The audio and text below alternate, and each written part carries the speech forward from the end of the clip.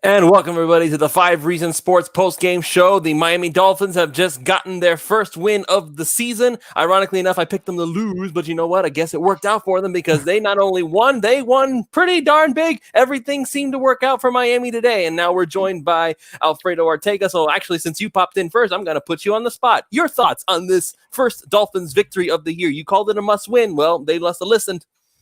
Yeah, it was expected. And if you watched the pregame show, I told you every once in a while there's a game that is required. You tell your coaches, this is a game you have to go out and get it. Okay, you were 3-point underdogs at the most. You were 2.5-point underdogs coming into the game.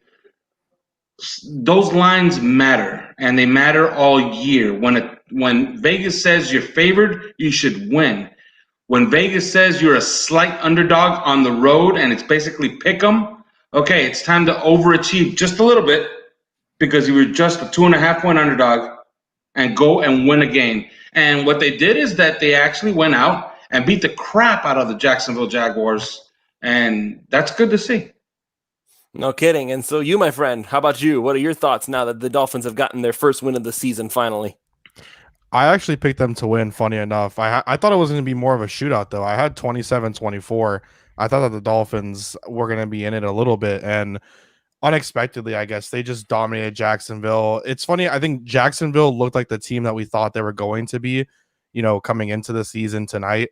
And I think it's great because it puts a halt to everything that was going on last week, and now we can get a weekend and a week of some peace right now. No, that I can never really understand. So I guess we can finally put an end to, for the moment anyway, we can put an end to the discussion of the coaches stuck, the players aren't developing, time to blow it all up again. We need to get rid of like all that talk on Twitter about Chan Gailey. Like, guys, it doesn't cost that much money. It costs $100. Okay, go get the All-22 and watch what Chan Gailey is calling. Okay. He was completely unimaginative in the first game, okay? It was completely vanilla, very boring. They didn't execute against a great defense. But watch what he did against Buffalo. Watch what he did tonight. I haven't gone over it. But I know for a fact, for those first 3 drives, which were, by the way, 3 for 3, 3 touchdowns on the first 3 drives, he didn't repeat a single run play, okay? Impressive. Okay, so he was actually in the zone, calling plays. He was that way in the Buffalo game. On the 3 yards per carry podcast, we kind of thought, can they get the momentum from that second half against Buffalo and take it into this game? Well, they actually did. And you saw what it got them. They played a top 3 defense against Buffalo. Like, everybody, okay, they lost 31-28, yes, and they lost in bad fashion. You give up a flag route for 49 yards to lose the game. That's an awful way to lose a game. But they were in the game against a team that everybody, and I mean everybody, thought had a really good chance to win the AFC East. They're playing an inferior team. Stands to reason if they carry over that momentum, they should win this game, and they did.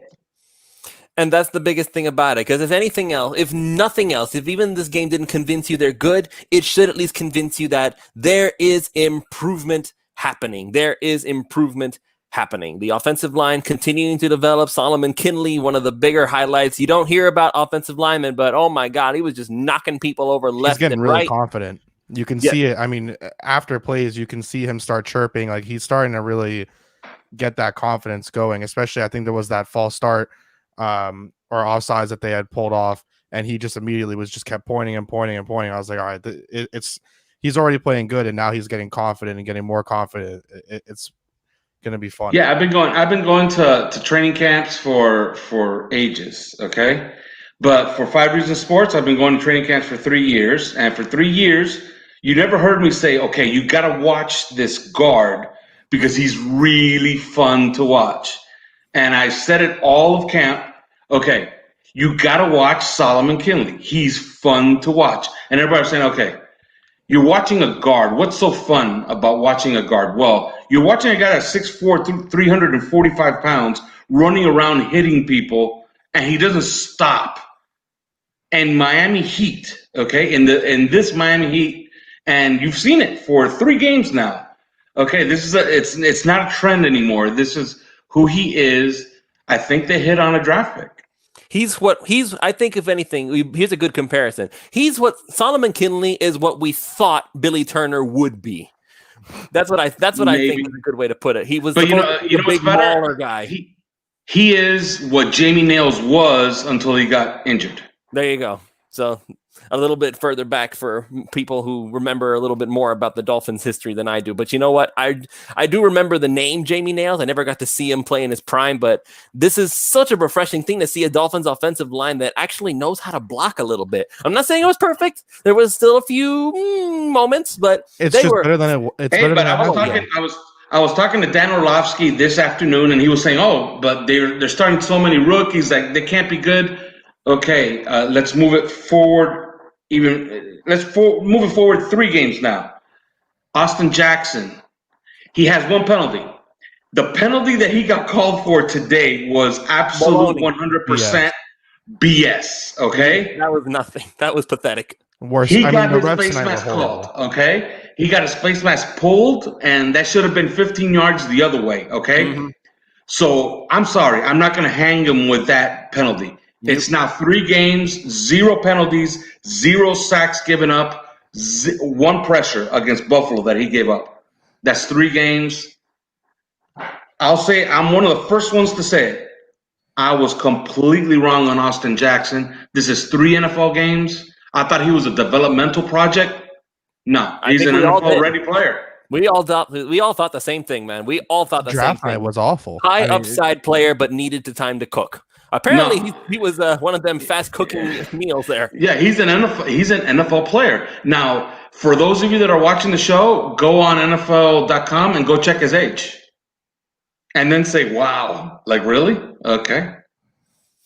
I remember people were saying that Austin Jackson's ceiling was going to be Laramie Tunsil. So far, just based on the fact that he's not done that many penalties, he's already better than Laramie Tunsil was. So that's already an upgrade, and we got a 1st and 2nd round pick out of it. Oh yeah, 2 firsts, 2 seconds, 2 firsts and 2 seconds. I think that's get an upgrade at left tackle. That's the greatest part of everything. Honestly, I feel like we could be, even if we were 0-3, the fact that like we're seeing the offensive line just play so much better, I think is just one of the best pauses we can get. They're at least showing the ability, and you saw like in those first 3 drives, like to run the football at least in some capacity. Myles Gaskin now coming out of freaking nowhere. But the offense was able to move tonight, which I think also is just a huge positive rather than what we saw in week 1 and then last week. It was a little bit, but they only lost by 3, some situations that they gave up. But the offense just keeps looking better. And that's the biggest thing about all of this. I think what we need to remember about this is something that we need to take away from this. I said this earlier during the game. This just proves that there's no rush to throw Tua out there. This team still runs with Ryan Fitzpatrick as the engine. They love playing with him. They think they're having a blast out there, and that counts for something. That everybody knows, including Fitzpatrick himself. They know that Tua is inevitable. They know eventually Tua is going to see the field, whether it's this year or next year. But they're enjoying the moment now, baby, and that makes all the difference. That's why it's going to be so much fun to watch these kids grow, because even though this season doesn't really matter because it's not Tua's time yet, they're gonna make the most of it, and that's what makes it so much fun to watch. Right. And I got some news on that front. For the first 2 games, they had told Tua Tagovailoa, keep your helmet on for the entire game so you can hear all the play calls. Today, they told him at the start of the 4th quarter, take your helmet off. So that tells you the confidence that they had in winning this game and how they thought they were going to win this game, which is going away with Ryan Fitzpatrick at the helm. So it says a lot. It says a lot about this team and what their goal is, what their expectations are. And the fact of the matter is, again, this team works with Ryan Fitzpatrick. It's not necessarily that Tua's not going to be better. We all think Tua's going to be better. Of course, things are going to be better when Tua hits the field. But right now, there's no rush to put him in harm's way. Ryan Fitzpatrick he's got this handled. No worries. Yeah. Now let me ask you guys a question, because you guys just finished watching the game. When the Miami Dolphins signed Jordan Howard and they signed Matt Breida, it was clear. Okay, one guy is the 1st and 2nd down back, and the other guy is the 3rd down back. Okay, then Camp came. and I was at camp for every single practice, and it was clear to me that Jordan Howard was likely the first and second down back, and Matt Breida was the third down back. What do you make, and I'll go to Lewis first, what do you make of what has happened this season where it seems like, because we're thinking, okay, it's the old Patriot system, we're going to play 4 or 5 guys maybe, because even Patrick Laird got a carry in the first game. But what has happened that Myles Gaskin is now, he's the lead guy. Look at the touches in today's game. He's the lead guy. The other philosophy that the Patriots have is that if you play well, you're going to get touches. And the fact of the matter is that, excuse me, the fact of the matter is that Myles Gaskin has played better than either Matt Breida or Jordan Howard in the snaps that they get. Breida, for all his speed, I think at this point he needs to be used like a Reggie Bush type guy, because Reggie Bush was the guy who would make catches in the backfield, make people miss, kind of get into space and make things happen. But he wasn't really the guy who's going to carry the rock 30 times a game. As for Jordan Howard, well, that was what he was supposed to do, but it's pretty obvious that Howard is more of a fullback kind of runner at this point than anything. But Gaskin, give him credit. I knew that he was gutsy. I knew that he had he had a lot of effort going for him. That was the same thing that turned me on to Patrick Laird. But give credit to Gaskin because he's breaking tackles, he's making catches, he's doing everything that you would want a workhorse running back to do. And so I didn't see it coming, but you know what? This just makes me feel like that from this moment on, the Dolphins, they don't need to sign any more running backs. Clearly, the scouting department is very, very good at finding those diamond in the rough running backs who can just kind of make things happen. You don't need a superstar, Saquon Barkley. That would be nice to have, don't get me wrong. But if Gaskin is proving that he's more than capable of being that guy every snap of the game if he has to. So I'm more than happy with how things are turning out. I don't even need to see Jordan Howard at the 1 yard line anymore because honestly, I think Gaskin's going to get more than him anyway. So there you go. I think that's one of the takeaways. I tweeted out that Jordan Howard doesn't deserve these 3 touchdowns, especially coming that last one that he had this today. I mean, come on, you have to. Hey, he's headed for 16 touchdowns this season. That's a pretty successful year. Yeah, he's going to score a lot of touchdowns. Man. He's going to break a record for touchdowns in a season as a running back, and he's going to have just as many yards rushing too. It's just ridiculous, I guess, because you want to kind of reward Myles Gaskin, and I think also he's just running hard. He's playing hard. He's doing in the receiving game. He's doing what he needs to do, and that's something that you want to see out of your backs. And surprisingly, as Alfredo, as you said, we thought that was going to be Matt Breida and Jordan Howard being those 2 backs, and maybe Myles Gaskin and Patrick Laird were kind of on the bubble, of roster bubble, at least coming after the off season, and it's completely opposite of that. Myles Gaskin is just now the lead back, and it's out of nowhere essentially. Manny, are you in the mood to talk, or are you just kind of hanging out? No, I'm just here trying to hang out with you guys. But no, I think what Alfredo said in the pregame was very important. The Jaguars secondary was nothing to be afraid of, and I feel like the Dolphins really attacked them, and I feel like they needed to.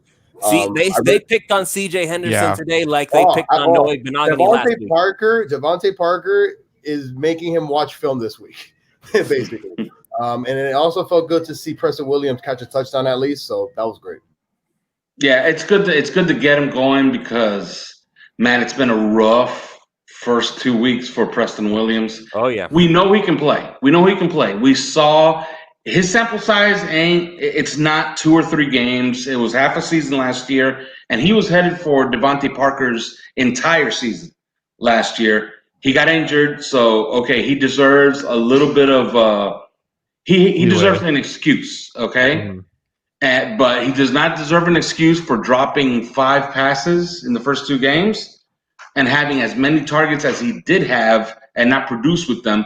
Although I will tell you this, upon further review, that first game against New England, he was responsible for over 90 yards of offense if you count the 2 pass interference penalties. And guess what? Those count. Those matter. All right? So when they throw the flag and you get 20 yards on something that you did, that's good for you.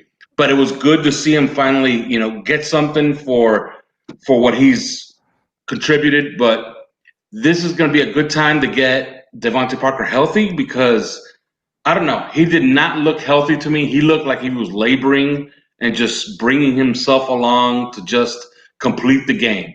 Because as he said earlier, Yeah, as he said earlier in the week, I'm not going to miss games this year. He knows what people are saying. He knows that people say, okay, Devontae's great, but you can't count on him. So he knows what people are saying. So yeah, it's time to get him healthy. They got a rough opponent coming up, but it's good to get this win and the way they got it. So what about Mike Gesicki too? Like, you know what, for Chan Gailey to finally make those adjustments and, you know, on just creating plays for him on one-on-one, you know, right there in the slot, getting him the mismatch. You got to take those opportunities when you have them, especially when the running game's going well. That's another huge target in the red zone that the Dolphins should definitely exploit. I'm going to say this. It's good to see Mike Gesicki do well, but I'm not going to lie. He still looks like a falling giraffe half the time. He just does. That's just long arms for nothing, huh? Long arms for nothing. Yeah, no, he did good. He did really good. I'm really happy for him, but he still looks like a baby giraffe. It just is what it is. We're just gonna have to make peace. It's just that he's so much bigger than everybody else that's guarding him. But this is a guy but Mike is dominating these, you know, these the catches he's making though. Oh yeah, for sure. The catches he's making are insane. Yeah, you got to understand, Mike Gesicki was a 3-letter guy in college. He played 3 sports in college, okay? He played basketball, football, and volleyball, okay? So, yeah, it just goes back to show you what we talked about with Adam Gase. Adam Gase spent an entire year having this guy pass block. Trying to make him a blocker. It's like, no, it's not idiotic. How it works. Absolutely idiotic. Okay, the last 7 games of last year, they got him involved in the offense, and this year Chan Gailey has decided, you know what? He's essentially a slot receiver or like a Zach Ertz, and there's nothing wrong with having a Zach Ertz, okay? Zach Ertz is one of the best players in the NFL. Guess who leads the NFL in yards from the tight end position? Mike Gesicki. That's a pretty good start after 3 games. So this is what they drafted him for, and they're getting the dividends now in year 3. Remember what we talked about when they drafted him? We all talked about, okay, we loved him coming out of Penn State, and Simon Clancy was the one that said, you know what, you got to relax.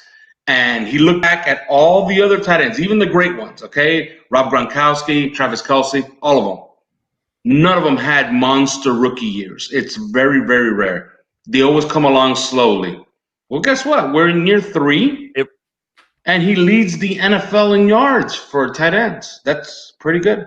It reminds me of a discussion I had with Troy Drayton once regarding how long it takes for tight ends to develop. Usually year 3 was the year they hit their stride, and it's clear that Gesicki's kind of hit that point.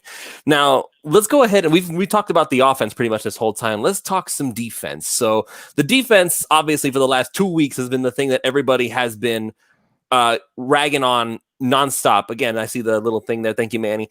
Dolphins gave up 523 yards last Sunday and now only 318 yards. Again, it's not a great number. It's not elite level numbers, but they held them to only 13 points. They hold them to only 13 points. And in the end, it's only the points that matters. So what do you think about the improvement on the defense, gentlemen?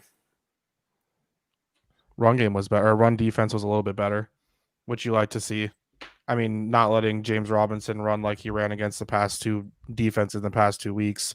And then just kind of, I mean, I think we talked about it before, kind of, you know, you have to contain all these quarterbacks that the Dolphins are going to face that can make plays out of the pocket.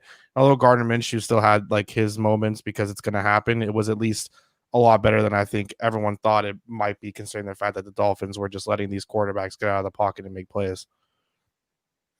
And that's I will say this. We learned, and I haven't gone over the All 22. I should get that sometime Saturday. So I'll probably go over it on Monday. Landon Roberts, we can say, if you want some negativity, I think that Raekwon McMillan trade is probably a bad idea. Louis wasted no time. Yeah. Okay, that Raekwon McMillan trade. He bad. Okay, that 4th-round pick that we got for Raekwon McMillan. Okay, maybe we can make that 4th-round pick hit on something, and we can forget about Raekwon McMillan. But if you want to win games this year, okay, I think that 4th-round pick is superfluous. We should have probably kept Raekwon McMillan. I'm looking for a new Mike Backer on this defense, and Camus Grugier-Hill. He's never played Mike before, he played it for 2 snaps in today's game, man, I'd try anybody out there because we know with Landon Roberts in space, he couldn't hit a moving bus. If a tractor trailer ran onto the field, he couldn't hit it. Okay, he's just bad in space. If he has simple run fits, I think Landon Roberts could probably be okay. But out in space, he's a problem, and we know what we have to replace now. Like we know we need a new Mike backer, and we had one. So I don't know. Maybe they can make do with that 4th round pick, but so far it's a mistake. And Landon Roberts is Danielle Ellerby, just without the big contract. I mean, one thing on Hill, because for you guys that don't know, I am an Eagles fan, so he came from there. He never really had any snaps on the starting defense. Schwartz doesn't believe in linebackers, as you can tell from last game with the Eagles and the Rams, where Tyler Higbee ran for 3 touchdowns and all of our linebackers were like 20 yards away. But Hill is an energy guy, so if you give him an opportunity, I think that he can flourish, but he doesn't. To give him a playbook right now, to have him play all those snaps, I think it takes away from what he does best on special teams. But I'm not sure. Maybe that's why they brought him in or not. I did like the defensive energy though today, but too many missed tackles, and I understand no preseason. There were too many times where they could have brought down Robinson, but they didn't. It took 2 guys even to get there. I mean, Flores is going to have a field day with that film when they watch that there were at least 4 or 5 plays where it should have been negative yardage or under 5 yards, and the player, the back, he carried the ball for another 10 yards. Like that right there happened in this league. I will say part of Akamo Grugier-Hill's resume is that he played the year the Eagles won the Super Bowl. He did start 6 games because the Eagles had some injuries. So, he did play some snaps, and he was okay in those snaps because the Eagles had a great defense that year. But they got to start looking elsewhere because Landon Roberts in space is just not a good thing. It's just not a good thing. They're getting eaten up on the line. Ridiculous. How do you guys feel about the play of Kyle Van Noy lately? He's been great. He's been great the last 2 games. He's just played well. Like the film does not lie. Like that guy, I think him and he plays football. Those energy is great. Him and Shaq Lawson energy. Love them both up front. Yeah, the way he diagnoses plays and the way he's always on the spot. Yeah, the guy. Yeah. He was. You could see why they paid him what they paid him. He's a smart football player. So he's on a hot streak. Some other guys are not. Emmanuel Ogbah had some plays today. I know he had a horrific Buffalo game. He had an even worse Patriot game. I'm dying to see what he did today. I know that I believe he got a sack. I think they gave him that sack. They created a half sack with Zach Seiler or Sealer. Okay. That's another guy, Zach Seiler. That's a guy that since he came onto the team last year, like he can play football. Okay, this is another guy that they found that can play football. But more upside. Yes. Yeah. More upside. That's what it is. And that's the thing that we need to look for. These are the upside guys. This is why the developmental thing is kind of the mindset for this season. A lot of guys with a lot of upside. They're just a little bit on the raw side. Noah Igbenogany is going to learn. He's going to grow. Just like CJ Henderson is going to have a lot of learning and growing to do after this game. That's a very Patriots-esque strategy they use. Pick on the guy who's not doing well. So that's a good thing that we did there on offense. Back to the defense. Again, Zach Sealer, Noah Igbenogany. Who are some other guys that we can come up with who are Brandon Jones. There you go. He was putting some hits on people. I still don't like the shoulder tackles. Please wrap people up. Please, for the love of God, please. What do you guys think of Wilt so far? Oh, you mean Jamal Perry? Please get him off this football team. Yeah, he was better before he changed his name. By the way, guys, I've counted 5 interceptions that the Dolphins have dropped this season. Officially, it's 4, but 4 is bad enough. Okay, that was 5. If they would get those 4, if they would have had those 4, they'd be 2-1 right now. Okay, because I know that they had 3 against Buffalo that they just dropped, and one of them would have been a walk-in pick 6 by Kyle Van Noy. Yeah. By the way, Hale led the team in tackles tonight. There you go. So they played him opposite of Kyle Van Noy and Jerome Baker in their nickel defenses. He got 5 tackles solo and 2 assisted with a sack. And the second leading tackler tonight for the Dolphins, Jerome Baker, which you want your linebackers to always be the guys to make the most tackles. Unlike when the Dolphins back, 5, 8, 10 years ago, it was always Jeremiah Bell leading the team in tackles. Which is never a good thing. Nope. No, not when your No. safety's leading you in tackles on the defense. But what a great win. What a great win all around. And especially, I think, the way that they punctuated the win, which was an Xavier Howard interception. He's back. Although it was a little bit scary that it looked like he got hurt. There. Yeah. Just like that he hurt that knee. It's like, oh no, not again. Yeah. That would have been The good news is that there's plenty of video since then of him high-fiving coaches and hugging Brian Flores and dancing around the sidelines. So he's fine. So Thank God, man. Yeah, for real. Also, I will go ahead and bring this up as well. Give props to the pass rush for actually managing to get to the quarterback this time. And Andrew Van Ginkel, man, we need to see more of him, I think, because he I said it on the ripped Taylor up. Energy. Yeah, I said, and look, and a lot of people don't know, a lot of people are not like draft nicks like we are here at 3 yards per carry. Jawan Taylor is one of the best offensive linemen that have come down the pike in the last 10 years. Okay? He had a good year last year as a rookie for Jacksonville. He had a great start this year. Who was the one who got put on IR? I thought it was him. No, it wasn't him. He I'll played check that last for you year. right now, though. He played. I remember he played, somebody missing the rookie season. He played a majority of snaps last year. But Andrew Van Ginkel, he put him on skates a couple of times. At Wisconsin, Alf. Van Ginkel was their energy guy off the rush all the time. Yeah, he was the only guy that could always put pressure on Fields at Ohio State. Yeah, and that's tape that you can't really coach. Yeah, I said it on the 3 yards per carry account twice. AVG needs more snaps, and then I said it again. AVG needs more snaps. They got to figure this out. Okay. They got to find snaps for him because obviously he has a skill, and that skill is useful, especially for this defense. They need it. They need somebody that can win one-on-ones.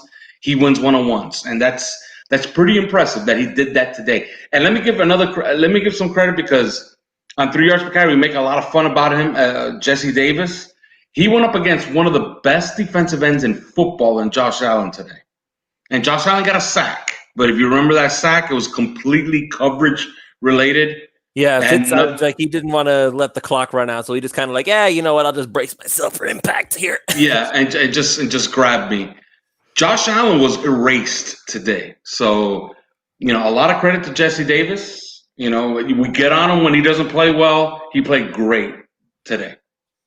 Yep, there's a lot of credit to go around, and quite frankly, you know what? If we're going to be giving out credit, let's give one last little shout out. Coaching staff, kudos to you for making adjustments and doing what you needed to do. They weren't playing full-on press man, get-in-your-face defense. They recognized that they needed to do something different for a different team. Maybe they'll get back to the man coverage somewhere down the line for a team that needs to do it better. That's the adjustment that you're looking for. There you go. Is that the proof that everybody needed that, yes, this coaching staff does know what they're doing. They're not a bunch of morons after one close loss to the Buffalo Bills. This team knows what they're doing, and I think they need to get the credit that they're owed. One last time, let's go around one last time, and we'll start with Manny, and then we'll go all the way right down to Lewis, and Lewis can take us out. Third quarter, 4th and 1, and they punt at the 45-yard line. I would have ran it. I said on the 3 yards per carry account. I said unless Godzilla is in the A gap, I'm running behind Solomon Kindley. I'm getting this 1 yard, and I'm telling the Jaguars you have no hope in this game. We're going to get more points, and we're going to end this game here in the third quarter. Manny, I'm 100% with you. If you can't gain a yard, especially in that time of the game, you don't deserve to win. I'm very, very sorry. I don't care what the score is. I was disappointed, but I'm not going to let that be a Debbie Downer. The only thing that got me concerned was, listen, Ryan Fitzpatrick runs like the man is on a mission. And listen, we have to love his heart and his energy. But I am scared that man is going to get a type of hit one of these days, and we'll probably see Tua earlier than later. That's the one thing. A lot of people have said that about his arm, though. He has no regard for human life until he gets popped. I mean, I think you have to go for it on 4th and 1, especially considering the fact that they showed that on those short yard situations they were able to get the first down. I don't understand why that wasn't made and that you don't go for it in that situation rather than punting the football. I mean, punters are people. Matt Hawk had a pretty good game punting the ball, but come on, you want to Dolphins might have the best kicking game in all of the NFL. Especially the most consistent for sure, without a doubt. And then like you said, you just want to punch them in the mouth and let them know you don't have a chance. That's it. This is the game. You're never coming back. You're not doing anything. And then I know everyone clowns the Jaguars, and after this game especially, there'll be the overreaction. Oh well, I said when I started, they are who we thought they were entering the season, but they did have a great first game against the Colts. They were in it with the Titans, and that was a shootout, only losing by 3. And then they just came out, the Dolphins tonight, and just absolutely destroyed them, essentially. I would have gone for it too. This is a unanimous thing. I would have loved to run up the score on them because I'm just kind of I'm getting tired of being beaten over and over again with a baseball bat, and I just wanted to run the score up on them. Especially, I guess you could call it revenge for the Dan Marino game all those years, but clearly the coaching staff didn't want it to stay at least a little bit classy with them and didn't want to do if that. It was Gase, he would have done it. The amount of times that Gase had those leads and then would do the punch in the mouth against his old teams, Broncos, onside kick shenanigans. I will say this before we go, just because I wanted to bring it up. I have a feeling that the increased Andrew Van Ginkel presence was a direct result of the fact that we did have so much of a lead. It's kind of like one of those situations where you can let the dogs loose and just kind of go after the quarterback because you're not having to worry about the run so much. So that does have an impact on why. Good point. Well, So good feelings gone. Good. What? Why? What's wrong with the good feelings? You can't. This is a good thing for the team. They were able to change the strategy on the fly just because they had that much of a lead. This is a good thing, Manny. It's a good thing. Yeah, but you don't want to sit a pass rusher. You want to sit your quarterback for him to learn. But a pass rusher like that has all that energy that it could feed off for other players. But yeah, I'm not no coach in the NFL, so yeah, they need to find snaps for him somewhere. Okay. They have enough packages. They play enough personnel groupings. They got to find snaps for him somewhere. Because third down packages, figure it out. I don't care if you got to overload one side. Him on the field. One-on-one. You got to see what he can bring you on those type of situations. Yes, his performance in this game. Remember, it wasn't against some nobody. Okay, it's against a top draft pick, a top blue chipper at right tackle, a guy who everybody says is the next big thing at right tackle in the AFC. Jawan Taylor, he had him on skates twice for sacks and pressures, officially pressures. So, all right. I'm not a Debbie Downer. This was a good thing. I said it's a good thing. Jeez. So guess what, Dolphin fans? You get to sit back on Sunday and watch the rest of the league play as you got your win out of the way. And you worry about Seattle next week, okay? But for now, you have the Miami Heat on Friday. You have the Marlins. Did they win tonight, Manny? I don't know.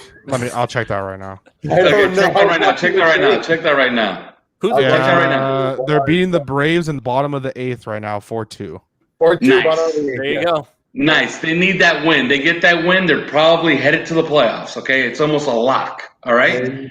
Heat Friday night, you get to relax, Dolphin fans, an entire weekend. Watch all the football on Sunday. And then on Monday, NBA Finals. Who are the Texans playing? The Texans. That's a good question. Who are the Texans playing?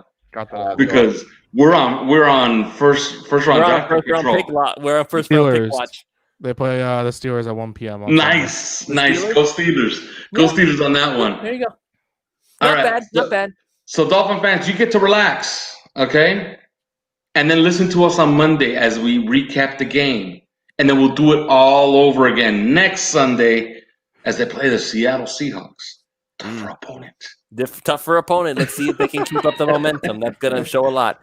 So thank you all so much for joining us for this 3 yards. Well, not 3 all yards. All right, guys. You got that's show. For Lewis, for Manny, Kai.